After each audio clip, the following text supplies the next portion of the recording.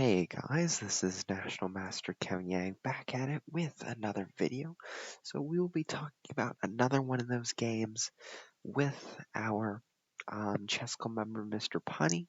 So this time I'll be white and our chess club member is black. So let's review the game. So after e4, e5, knight f3, knight c6, I decided to play my chess club member's line, knight c3. After knight f6, d4, bishop b4. So this is very interesting. This is called the Scotch, right? They call this the Scotch after e takes d4, knight takes d4, and there are so many lines. There's bishop c5, there is bishop b4, right? There's also maybe a d5 line, I don't know. But there are so many lines, and after something like this, after bishop b4, knight takes, b takes, bishop d3, castles, castles, d5, right? Something like this. And after queen f3,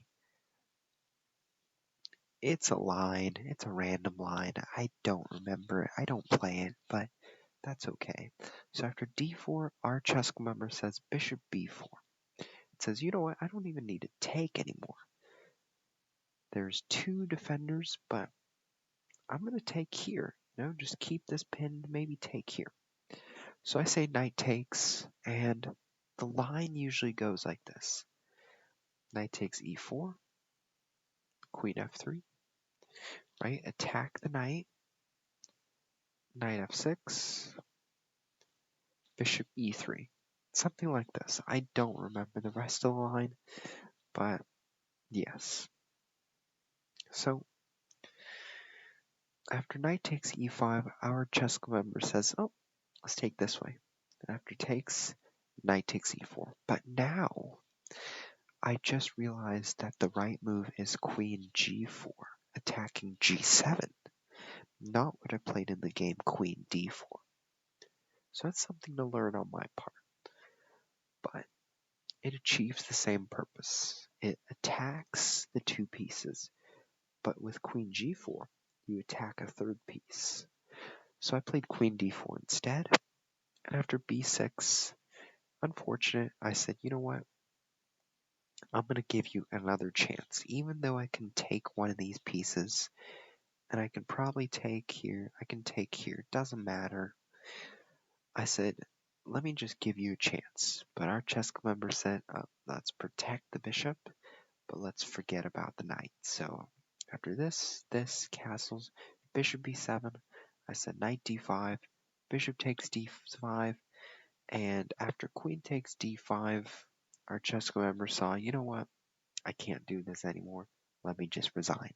So that was a very short game, but let's move on to our next game. So, in this game, our chess member, Mr. Pawnee again, was white. I was black, and this time a very interesting setup occurred. So, our member played e3, and I played f5. So, after f5, our chess member was a little bit fooling around, but it's okay. After f3, g6, e4. Now notice that there was e3 and e4. In a real game, you don't want to do that. That's wasting your time. And honestly, after f3, e5, this move is really bad. Because after f takes, queen h4 is coming, man. And after g3, queen e4. Right, so this is a very common trick. After king e2, queen takes, king f2, bishop check. And then you're going to have to give up your queen because otherwise it's checkmate. King g3, queen f4, king h3, and now you might think, this does it, right? But after d5, g4, h5, Oh man, white is toast. So just remember that. Don't play e3 and then e4. That's bad. But okay, let's keep going. So after e5, knight f3, bishop g7. Now, the move bishop e2, sometimes I like to say, you know, do what you can in development. But to take it a step further, develop the pieces where they are most active, where they look the best, right? When you're looking for your strategy later in the middle game, you want to have your pieces already set up. And in this case, the bishop here would be much more active than the bishop here. So it's those small differences that make a difference in the game plan. After knight f6, castles, c6. So I'm preparing, maybe for the setup of d5 just in case. But also, if I castle, I was thinking bishop c4 check, king h8, maybe white wants to play knight g5, right? So I said no to that. Even though I can play queen e7 here, I said I don't want to deal with that. So with the idea of c6, I could play d5 later, right? So figure out again. So if you look at c6, right? And after h3, I castle. Now after bishop c4, this time I can play d5 because this pawn was here. So that's my purpose of playing c6. So again, I thought this move h3. I'm not sure what the purpose was. Maybe wanted to prevent bishop g4. But actually this bishop, I will never trade this bishop for this knight. The reason being is that I want to keep this bishop for expanding the center. And I'm not going to trade it now. So after h3, castles, b3.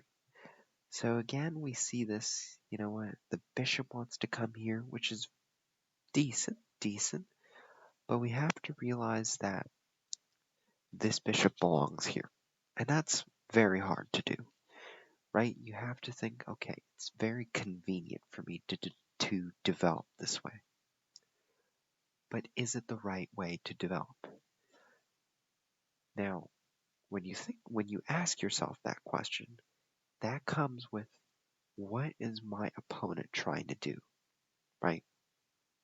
And so that's something very important that as a master, I have learned to continue to evaluate in every game that I play, right? So every move that I'm making, I'm always considering what is my opponent doing, but also what can I do to prevent my opponent's strategy, but also progress my own strategy.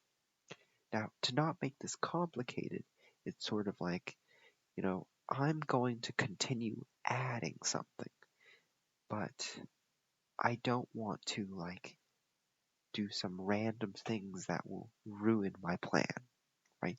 And so by doing B3, um, it's sort of showing that there might be a lack of awareness as to what Black's plan is, and that's completely fine. It is a very advanced topic. I do not expect you to get it right away because it requires so much, study, and the idea of knowing that the piece placement is a little bit wrong on this side is a complicated thing. So I'll end the speech on that. Let's go to what happened in the game. So knight h5, bishop c4 check, king h8. I said, I'm ready to bring the knight in. I'm ready to push this. So after bishop b2, here's what I want to reiterate what I said earlier. Remember what I said about placing your pieces on the most active spots, right? You want them to do something. You want the way you set up your pieces to help you execute the plan you want to do in the later phase of the game. So to me, this bishop feels bad. It feels, you know, cut out by this knight. So after b5, bishop e2, I sort of bring it in. And of course, I could play knight g3, I could play queen b6, right? I could play a5 and all that. There's all those plans, but I decide I'm going to play knight f4. And the reason being is I might want to control the square again. So finally, our chess club member played d4. But here it might be a little bit late.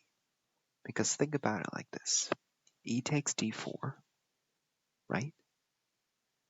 Knight takes d4. Then what happens? Then we have to think, oh, what about this sacrifice? Right? So it's really hard to see, but the queen can come here really easily. And that's definitely not easy to see. And it's not easy to see that I have such a threat from so far away, right? So it's another one of those things that makes chess so complicated, is about looking at the entire board, looking at all the moves that black can make, and specifically eliminating those threats. So being aware, knowing what is in the position is a really hard concept to master. Sometimes even grandmasters have a hard time mastering it, but it's one of those awareness things in the position that just helps improve your play. So let's continue, okay? So d4, I can obviously take here, but I said I'm gonna pass, and I can take here, but I didn't see that yet. So I played queen b6. I have to learn that even I miss things, right? I miss that I could take here because I have this, right? So even I am missing those things, and sometimes that tells me that even I need to work on things. So I'm just like you, I'm always improving. So after queen b6, I considered pitting the king and the pawn. Then king h1, knight h5. And this is sort of like I'm trying for tricks now. I want to fork. King h2 takes. After knight b1, remember this from last game? Oh man. c5. Bishop d3 felt a little bit non-intentional again. I would consider knight g5. The reason? Maybe trade, maybe attack the knight. Those small things, but it's not even easy to see those either. So after c5, bishop d3 felt a little bit without intention again. Knight c6, bishop c1, and after bishop e6, our chess club member said, you know what, I've had enough. d5 is coming, c4 is coming, expansion is coming, and sort of resigned. So let me just tell you how I won the game. So first of all, it was really again about, this time it was slightly different. It was about like piece placement. It was about executing the strategy. And you notice that our Chesco member sort of positioned these pieces again in the not most ideal spots. And sometimes it's the dream vision that gets you there. So sometimes you need to think, okay, where do I place my pieces so that I get to do something, right? And so that's what basically made my mind. I want to place one knight here. I want to get my queen here. Eventually, I want to get my bishop attacking. So those are the things I want you to think about. And hopefully you did learn a little bit.